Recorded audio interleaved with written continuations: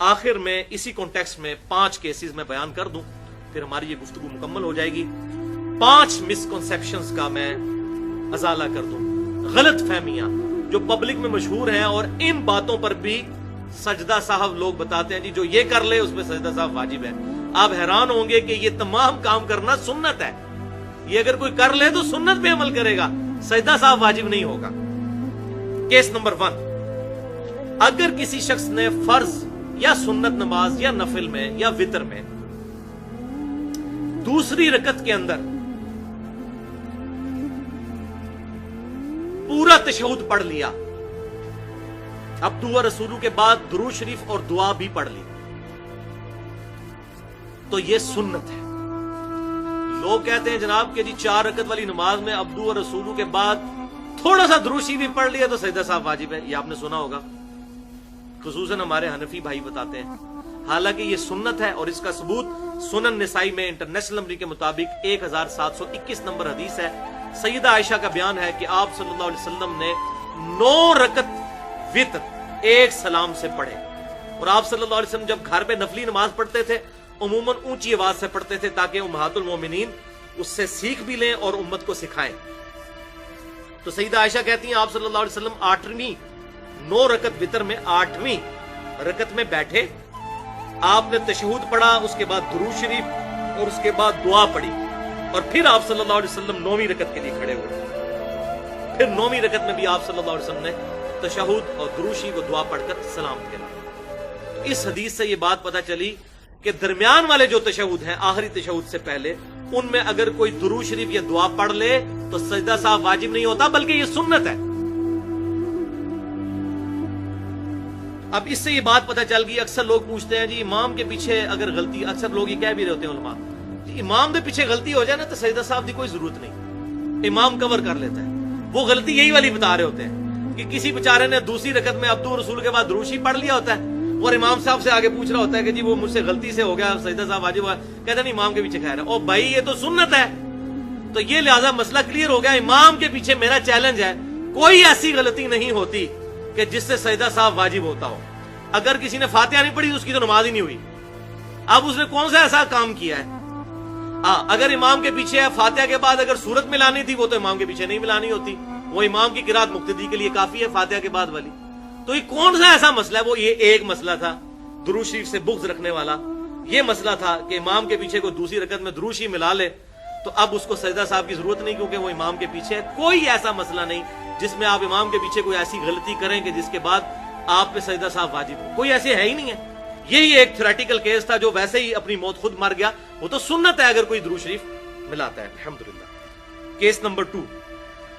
فرض کی آخری 2 رکعتوں میں اگر کسی نے سورت ملا لی، سورت الفاتحہ کے بعد سورت پڑھ لی تو سنت ہے، سجدہ صاحب واجب نہیں ہوگا۔ صحیح بخاری اور صحیح مسلم کی متفق علیہ حدیث ہے، بخاری میں 776، مسلم میں 1013 اور 1014، کہ آپ صلی اللہ علیہ وسلم فرض کی آخری 2 رکعتوں میں بعض اوقات سورت ملا لیتے تھے اور بعض اوقات نہیں بھی ملاتے تھے۔ بہرحال اس مسئلے میں الحمدللہ جو فقہ حنفی کے لوگ ہیں ان کے نزدیک بھی یہی مسئلہ ہے، وہ یہ کہتے ہیں کہ اگر تیسری اور چوتھی رکعت میں کوئی سورت ملا لے تو اس پہ سجدہ صاحب واجب نہیں، لیکن وہ ظلم یہ کہتے ہیں، وہ کہتے ہیں یہ کرنا غلط ہے، تو ہم کہتے ہیں یہ کرنا غلط نہیں ہے، یہ سنت ہے۔ بخاری اور مسلم کا میں نے حوالہ دے دیا۔ کیس نمبر 3، قرآن حکیم کو مصحف کی ترتیب سے بدل کر پڑھ دینا، یعنی کسی شخص نے پہلی رکعت میں قل هو اللہ احد پڑھی اور دوسری میں قل یا ایھا الکافرون پڑھ دی تو ترتیب بدل دی، تو اس سے بھی سجدہ صاحب واجب نہیں ہوتا۔ حنفیوں کے نزدیک بھی واجب نہیں ہوتا، لیکن وہ یہ کہتے ہیں کہ اگر کوئی یہ کرے گا تو اللہ تعالیٰ اس کا دل ہی ٹیڑھا کر دے گا، استغفر اللہ واتوب الیہ۔ وہ کہتے ہیں قرآن کو ترتیب سے بدل دیا، حالانکہ قرآن پاک کی ترتیب نزولی یہ نہیں ہے جس کے مطابق مصحف جو ہے مرتب ہے۔ قرآن پاک میں تو اقرأ بسم ربک الذی خلق پہلے نازل ہوئی ہے، اور یہ تو تھا وہ ایک الزامی جواب۔ اب علمی جواب اس کا سنیں کہ آپ صلی اللہ علیہ وسلم سے ترتیب بدل کر پڑھنا ثابت ہے۔ صحیح مسلم میں انٹرنیشنل نمبرنگ کے مطابق 1814 نمبر حدیث ہے کہ آپ صلی اللہ علیہ وسلم نے نماز پڑھتے ہوئے پہلے سورۃ النساء پڑھی اور اس کے بعد سورہ آل عمران پڑھی،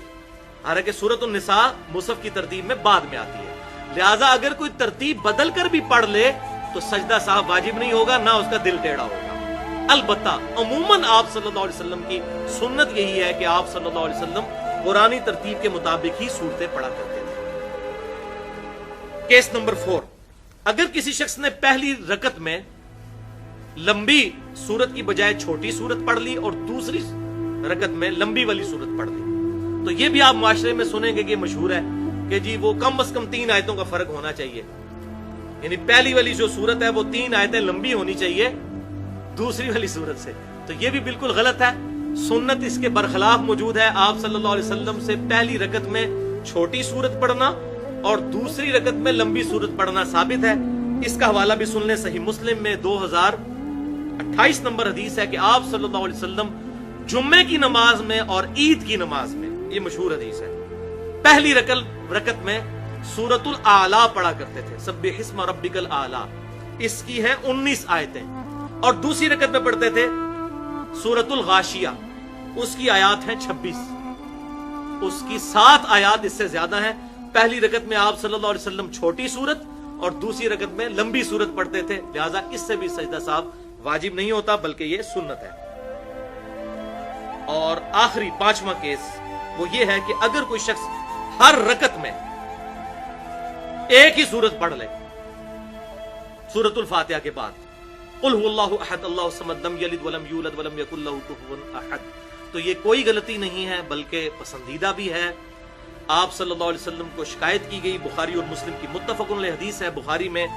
7375 اور مسلم میں 1890، ایک صحابی کی شکایت آئی کہ وہ ہر رکعت میں سورۃ الفاتحہ کے بعد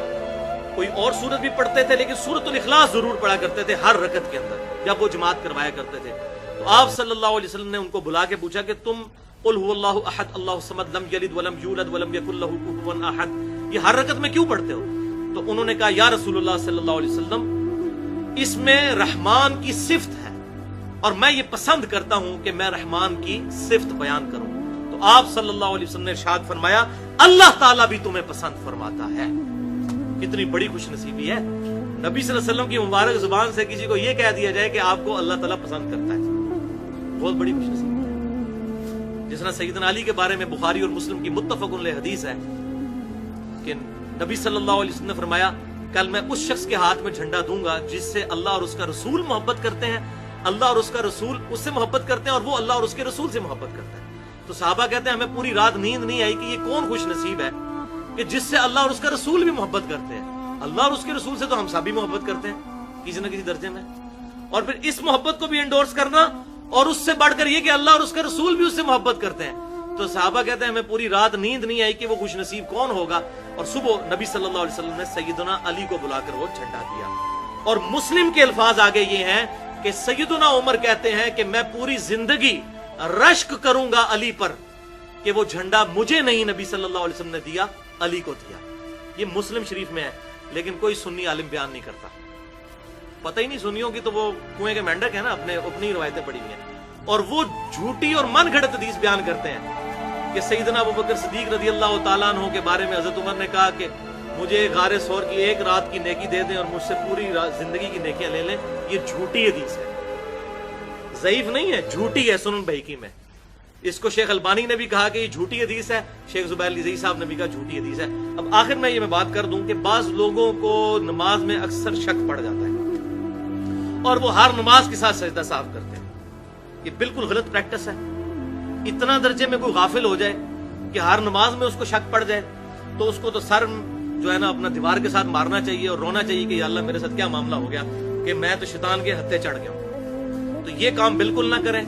کہ وہم کے ذریعے بار بار سجدہ صاحب کر کے نماز مکمل کرنے کی کوشش کرتے رہیں، یہ بالکل غلط ایٹیچیوڈ ہے، خلاف سنت ہے، اس کی اسلام میں کوئی اجازت نہیں ہے، اس چیز سے بچیں۔ اور آج کی گفتگو کے ساتھ ہی 2 کمپلیمنٹری لیکچرز ہیں، وہ اگر ٹائم ملے تو ضرور سنیں۔ مسئلہ نمبر 70A، مکمل نماز محمدی صلی اللہ علیہ وسلم ود پریکٹیکل، 3.25 گھنٹے کی گفتگو جس میں آخری 45 منٹ میں نے پریکٹیکل پوری نماز کر کے ڈیمانسٹریٹ کی ہے پڑھ کے۔ اور دوسرا لیکچر مسئلہ نمبر 70B، اسی کا B پارٹ 2.25 گھنٹے کی گفتگو ہے، رفع الیدین سے متعلق فرقہ وارانہ نظریات کا تحقیقی جائزہ۔ اللہ تعالیٰ سے دعا ہے جو حق بات میں نے کہی اللہ تعالی ہمارے دلوں میں راسخ فرمائے. اگر جذبات میں میرے منہ سے کوئی غلط بات نکل گئی تو اللہ تعالی ہمارے دلوں سے محو کر دیں. ہمیں کتاب و سنت کی تعلیمات پر عمل کر کے دوسرے بھائیوں تک پہنچانے کی توفیق عطا فرمائے. سبحانک اللہم و بحمدک اشہد ان لا الہ الا انت استغفرک و اتوب الیک وما علینا الا البلاغ